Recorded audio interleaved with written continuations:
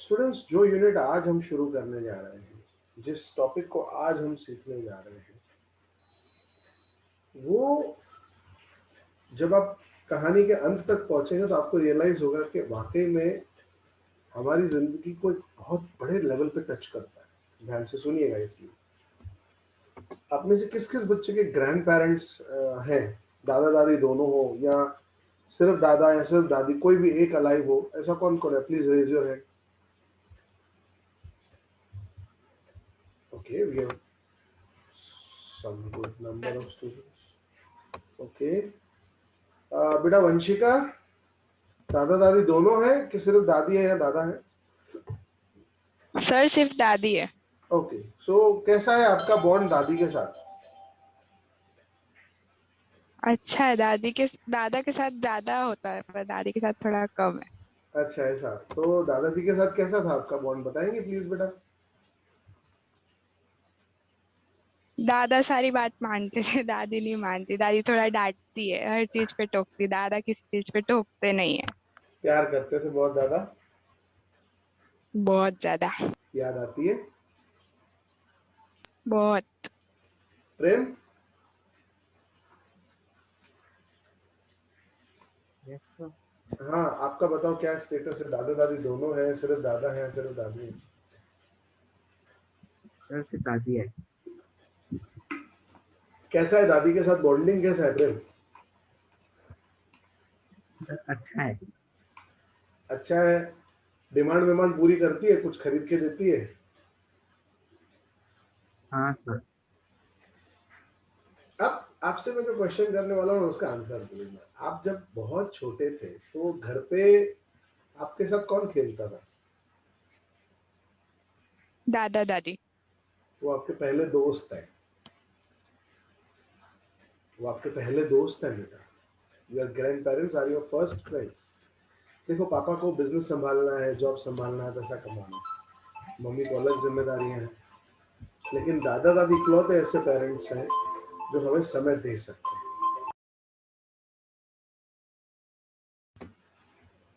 So students, grand parents के साथ हमारा एक अलग किस्म का बॉन्डिंग होता है।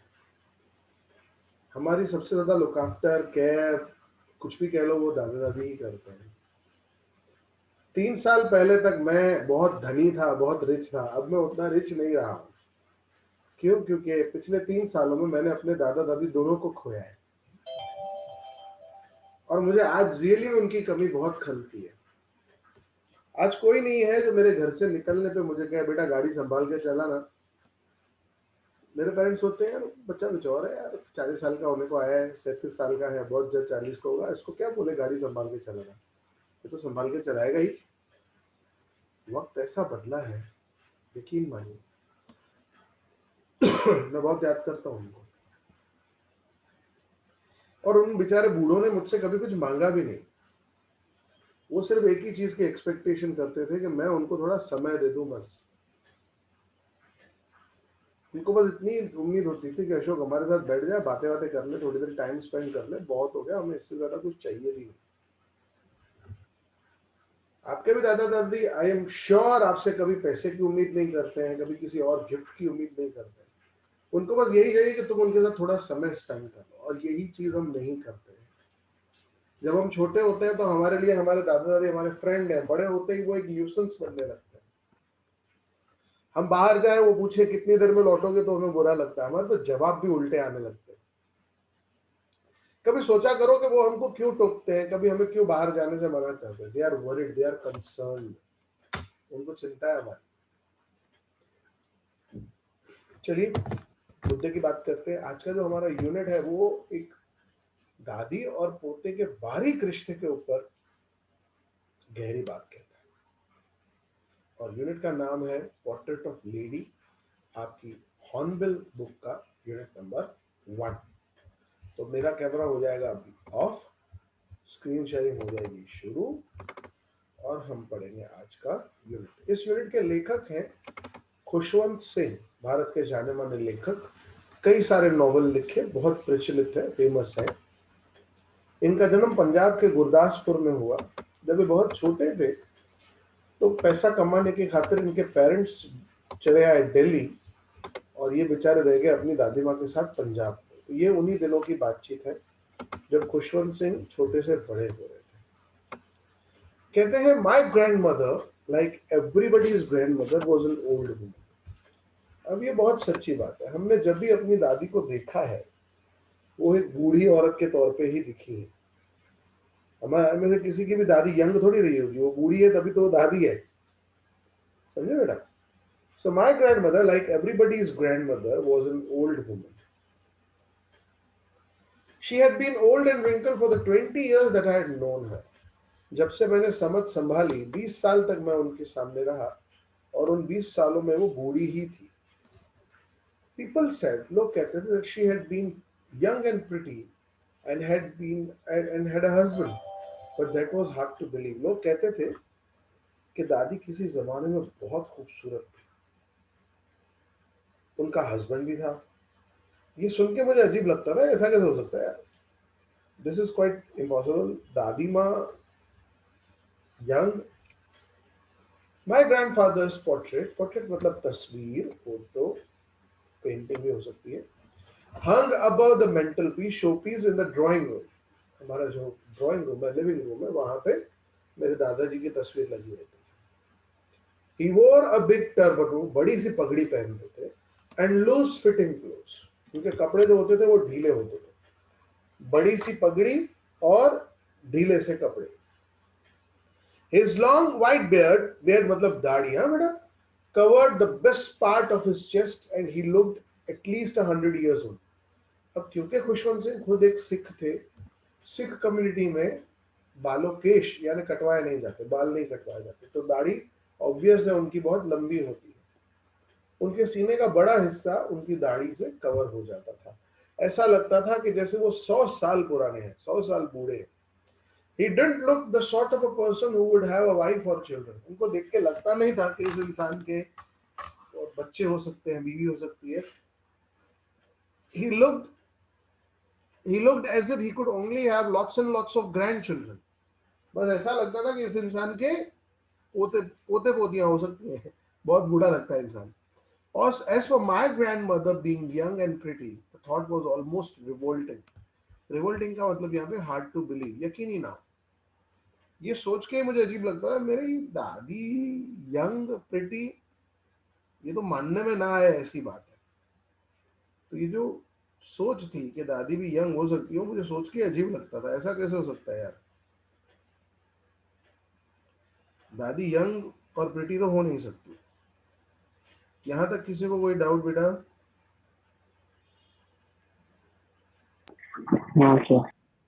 पक्का? आगे बढ़ते। Yes. She often told us of the games she used to play as a child that seemed quite absurd. Absurd मतलब strange. दादी माँ बचपन की बातें बताती थी कि हम अलग अलग तरह के खेल खेलते थे और मुझे अजीब लगता था। And undignified on her part, and we treated it like fables of the prophets. Prophets basically होते हैं religious personalities, धर्म गुरु।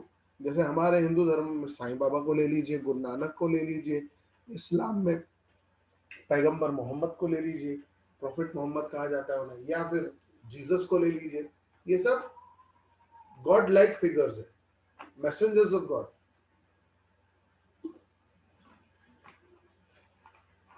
She had always been short and fat and slightly bent.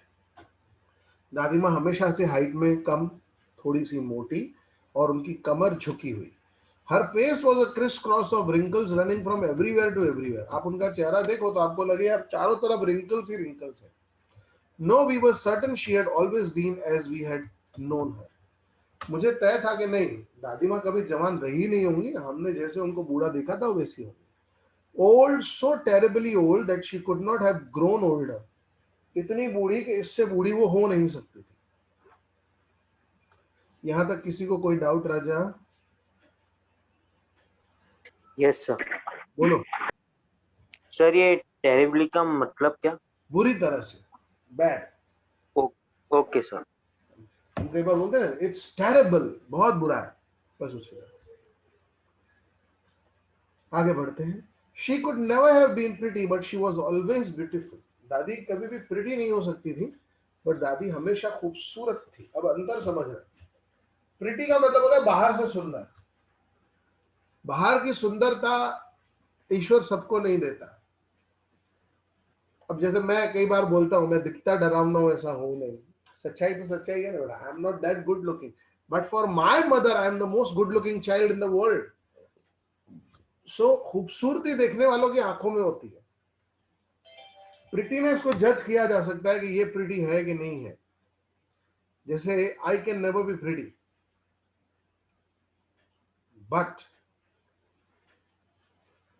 but if my thoughts, if my work, if my attitude is good, caring, loving, affectionate, then I can always be beautiful. समझे बेटा?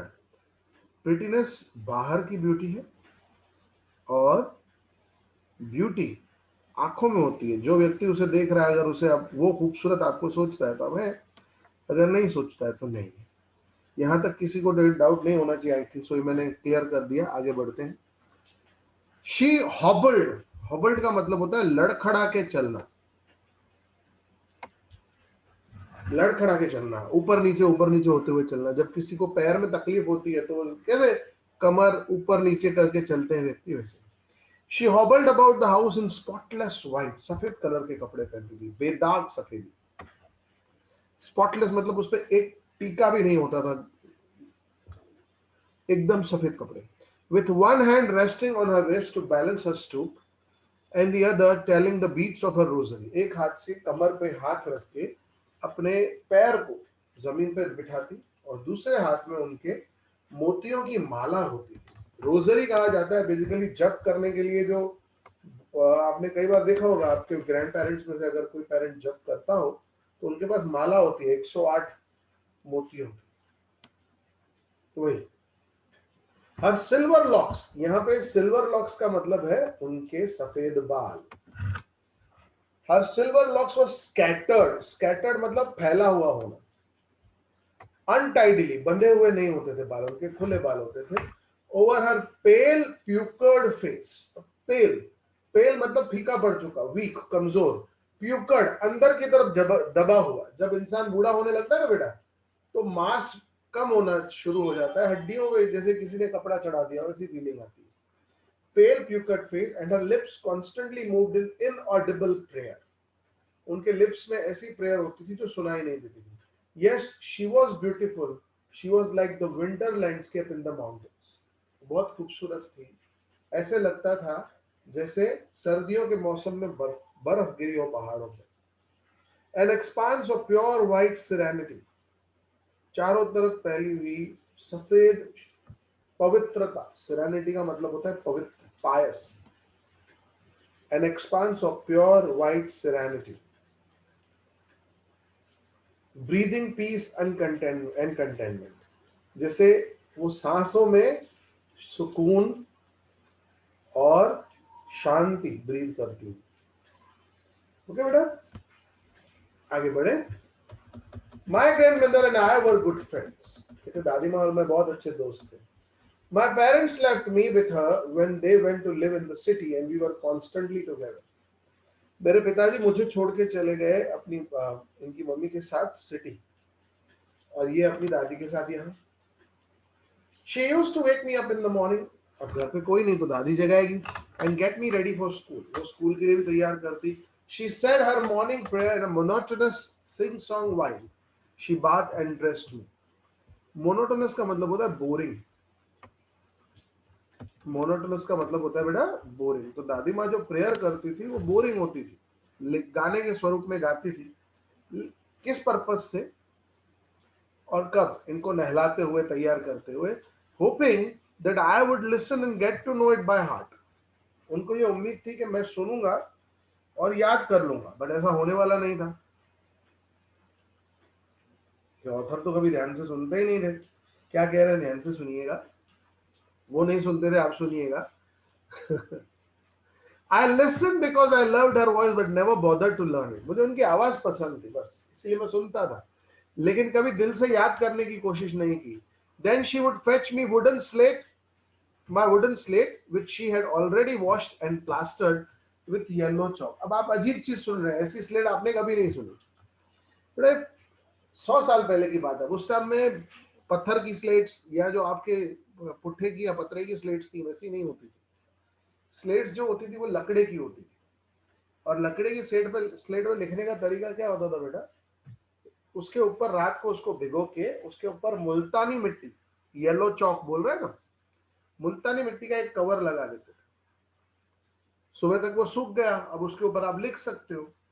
एक छोटी सी डब्बी होती थी जिसमें ink होती थी, और पेन के तौर पे बर्ड का फेदर होता था, उसमें डुबो डुबो के उससे लिखा जाता था। आगे सुनते हैं। I listened because I loved her voice, but never ये हो गया। हाँ, a tiny earthen ink pot, मिट्टी का एक ink का pot, and a red pen. Tie them all in a bundle and hand it to me. वो मुझे दे देती।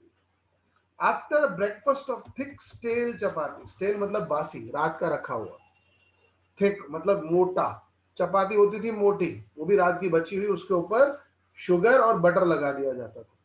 We went to school, जो हम खा सके वो खाते। She carried several stale chapatis with her for the village dogs, और बाकी की चपातियां गांव के कुत्तों के लिए रख देती।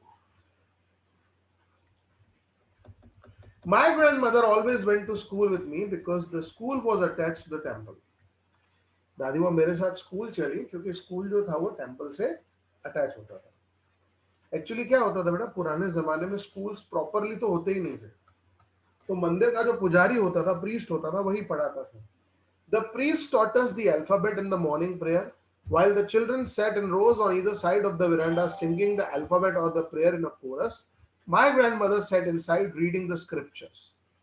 दादी अंदर बैठ के धार्मिक ग्रंथ जैसे भगवत गीता, रामायण, गुरु ग्रंथ साहिब, ये इनको स्क्रिप्चर्स कहा जाता है, ईश्वर की वाणी। तो दादी माँ वो पढ़ती थी। बेटे यहाँ तक कोई doubt? No, sir. No, sir. No, sir. पक्का मेरे बच्चे?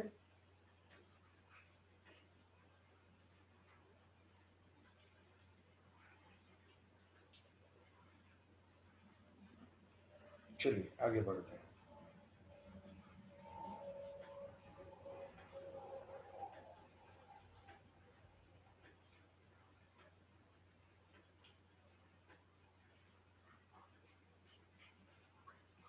When we had both finished, we would walk back together. This time the village dogs would meet us at the temple door. जब हम दोनों अपना काम खत्म कर ले, मतलब मेरी पढ़ाई खत्म, दादी का धार्मिक ग्रंथ पढ़ना खत्म, फिर हम रिटर्न निकलते, और जो गांव के कुत्ते थे वो सड़क पे मिल जाते हमको। This time the village dogs would meet us at the temple door. They followed us to our home, growling and fighting. वो आपस में गुर्राते और लड़ते रहते, with each other for the chapatis we threw to them. और author के लिए खेल होता था कि मैं चपाती फेंकता हूँ, कुत्ते आपस में लड़ते हैं।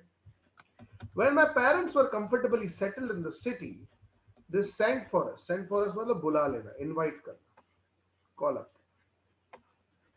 They sent for us. That was a turning point in our friendship. अब जब मैं शहर गया तो हमारा रिश्ता बदल गया। Although we shared the same room, my grandmother no longer came to school with me. हम कमरा तो सेम शेयर करते थे, लेकिन अब दादी माँ मेरे साथ स्कूल नहीं आती थी। I used to go to an English school in a motor bus.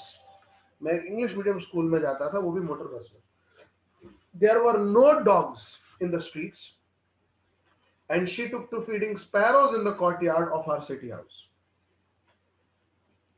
अब शहर में कुत्ते तो थे नहीं सोसाइटियों के अंदर, तो दादी ने क्या कर लिया, चिड़ियाओं को खाना खिलाना शुरू कर दिया। दादी रोज जो चपाती खिलाने का काम था वो जारी, लेकिन अब कुत्तों के बजाय चिड़ियाओं को घर के आंगन में, कोर्टयार्ड, घर का आंगन। As the years rolled by, we saw less of each other. जैसे जैसे समय बीता हम एक दूसरे से थोड़ा दूर होने लगे। For some time she continued to wake me up and get me ready for school. When I came back, she would ask me what the teacher had taught. I would tell her English words and little things of Western science and learning, the law of gravity, Archimedes' principle, the world being round, etc. This made her unhappy. अब दादी इससे खुश क्यों नहीं थी, दुखी क्यों थी? क्योंकि वहां पे धार्मिक ग्रंथों की कोई चीज नहीं पढ़ाई जाती थी। आपको कभी बुक में भगवान राम के बारे में नहीं पढ़ाएंगे, क्योंकि भारत जो है एक सेक्युलर कंट्री है, धर्मनिरपेक्ष राज्य है। हमारे किताबों में भगवानों के बारे में कभी नहीं पढ़ाया जाता। तो आपको हमारी किताबों में गणेश, लक्ष्मी, जीसस, अल्लाह, वाहेगुरु ये कभी नहीं दिखेंगे। समझे बेटा? रीजन यही है, हमारी जो एजुकेशन है, अगर आप एक धर्म को इंक्लूड करो तो दूसरे को बुरा लग सकता है, और धर्म तो कितने सारे हैं। तो उस झमेले से बचने के लिए भारत ने खुद को सेक्युलर कंट्री डिक्लेयर किया हुआ है, और सेक्युलर कंट्री में जो एजुकेशन होता है वो भी सेक्युलर होता है। इसीलिए आपको कभी भी अपनी किताबों में धर्म से जुड़ी हुई कोई भी चीज नहीं मिलेगी। आगे बढ़ते। She couldn't help me with my lessons. अब वो उनको पढ़ा भी नहीं पाती थी, है ना बेटा? She didn't believe in the things they taught at English school and was distressed that there was no teaching about God and scriptures. वो परेशान थी, डिस्ट्रेस्ड, परेशान, कि स्कूल में कुछ भी धर्म के बारे में नहीं पढ़ाते, भगवान के बारे में नहीं पढ़ाते। One day I announced that we were being given music lessons. एक दिन मैंने जाके अनाउंस कर दिया कि भाई मैं तो संगीत में भी पढ़ाया जा रहा है। She was very disturbed. दादी गुस्से हो गई। तो हर म्यूजिक had lewd association. दादी का मानना था कि संगीत सीखने वाले सही लोग नहीं होते। lewd associations मतलब bad influence. It was the monopoly of harlots and beggars. हालत पुराने जमाने में जो दरबारी होते थे, राजा के दरबार में संगीत बजाते थे, नाचती थी नर्तकियां, उनको कहते थे। और beggars जो भीख मांगते, and not meant for gentle folk, साधारण सभ्य लोगों के लिए, dignified people, उनके लिए ये नहीं है। She said nothing but her silence meant disapproval. दादी ने कुछ कहा नहीं, लेकिन उनकी खामोशी का मतलब था वो एग्री नहीं थी। She rarely talked to me after that. उसके बाद तो दादी ने मुझसे बात भी नहीं की। When I went up to university, I was given a room of my own. जब मैं यूनिवर्सिटी गया तो मुझे मेरा खुद का कमरा मिला। The common link of friendship was snapped.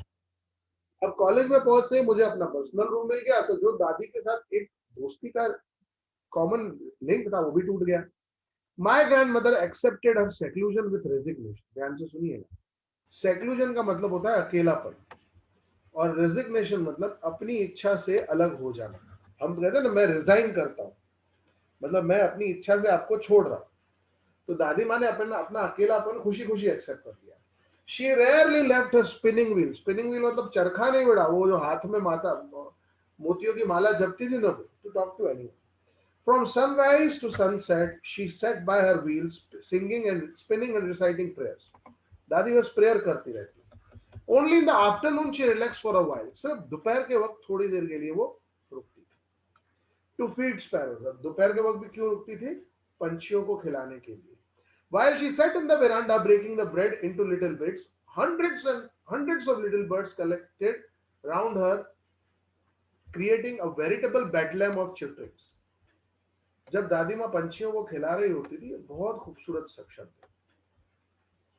अब चिरपिंग पंछियों की चहचहाट, बेडलैम संगीत, अलग अलग वैरायटी की धुनें निकलती थी। Some came and perched on her legs. कुछ पंछी तो उनकी टांगों पे बैठते, others on her shoulders, some even sat on her head. कुछ कंधे पे, कुछ सर पे। She smiled but never shooed them away. वो मुस्कुराती लेकिन कभी उन्हें भगाती नहीं। It used to be the happiest half hour of the day for her.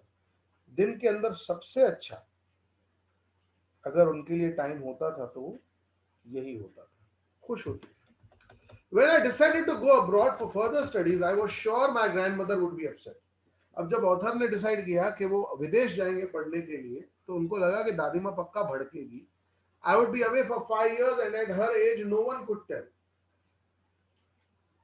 अब 5 साल के ऑथर बाहर रहने वाले थे, तो उनको डर था कि शायद दादी नाराज हो। मे भी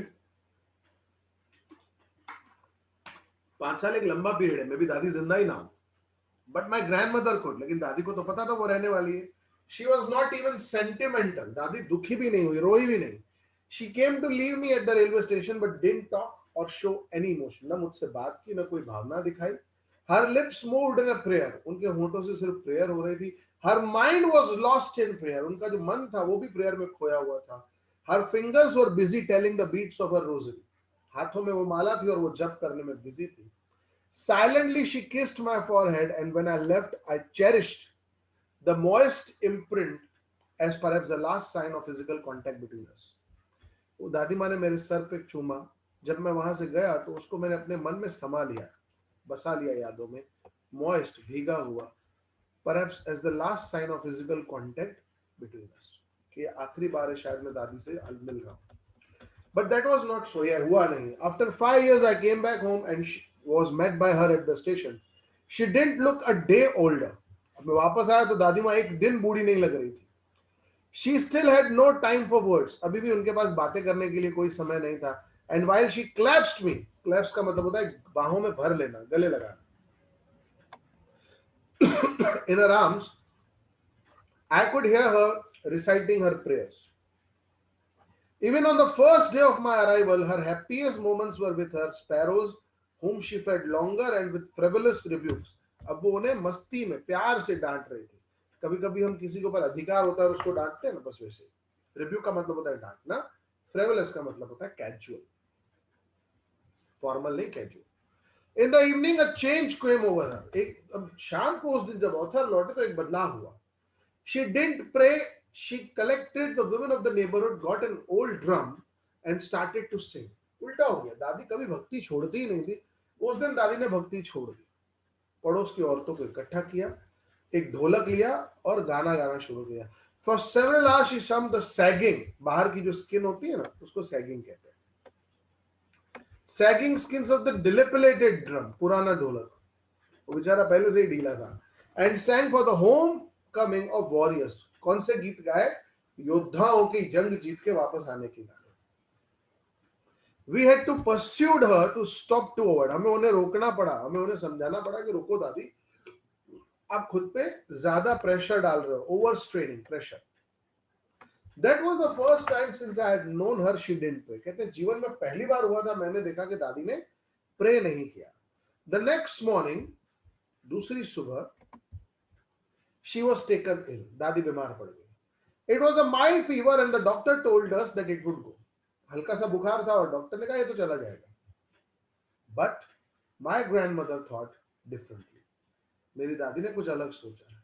बेटा यहां तक अगर कोई डाउट हो तो फटाफट पूछ लो.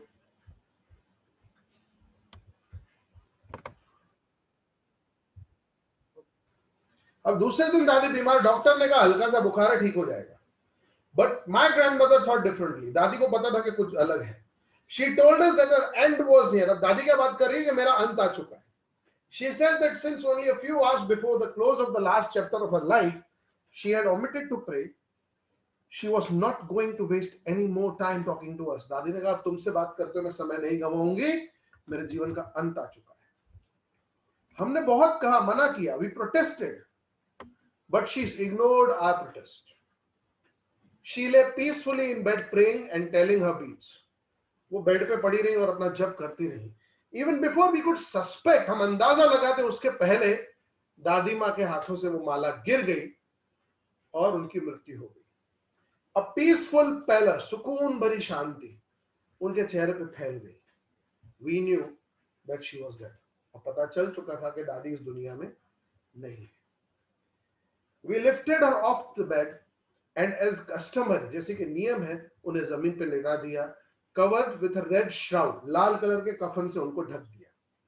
After a few hours of mourning, mourning का मतलब होता है दुख में विलाप करना, रोना मृत्यु पे किसी के. We left her alone to make arrangements for her funeral. Funeral, उनकी अंतिम यात्रा. In the evening, we went to her room with a crude stretcher. अर्थी कहते हैं ना जिसको, वही. To take her to be cremated. अंतिम संस्कार करना. Cremated. The sun was setting and had lit her room and veranda with a blaze of golden light. सूर्यास्त हो रहा था, रूम चमक रहा था. We stopped halfway in the courtyard. हम आधे रास्ते में रुक गए. क्यों रुक गए? All over the veranda in her room, right up to where she lay dead and still wrapped in the red shroud, thousands of sparrows sat scattered on the floor. हजारों की तादाद में चिड़ियां बैठी थी जहां पे दादी माँ उनको खिलाया करती थी, जहां पे उनकी डेड बॉडी पड़ी थी. There was no chirping, कोई आवाज नहीं थी. We felt sorry for the birds and my mother fetched some bread for them. हमें बहुत दुख हो रहा था चिड़ियाओं के लिए। मेरी माँ अंदर से कुछ चपाती लेके आई, she broke it into little crumbs, छोटे टुकड़ों में तोड़ दिया, the way my grandmother used to, and threw it to them, माँ ने उनकी तरफ फेंक दिया। The sparrows took no notice of the bread, चिड़ियाओं ने चपातियों की तरफ देखा भी नहीं। When we carried my grandmother's corpus off, they flew away quietly. जब हम दादी माँ की डेड बॉडी को लेके जा रहे थे, चिड़ियाएं चुपचाप उड़ गई। Next morning, the sweeper swept the breadcrumbs into dustbin. किसी चिड़िया ने कुछ नहीं खाया। बेटा यहाँ पे ये यूनिट होता है हमारा खत्म। किसी को कोई डाउट हो तो फटाफट पूछ लो बेटा।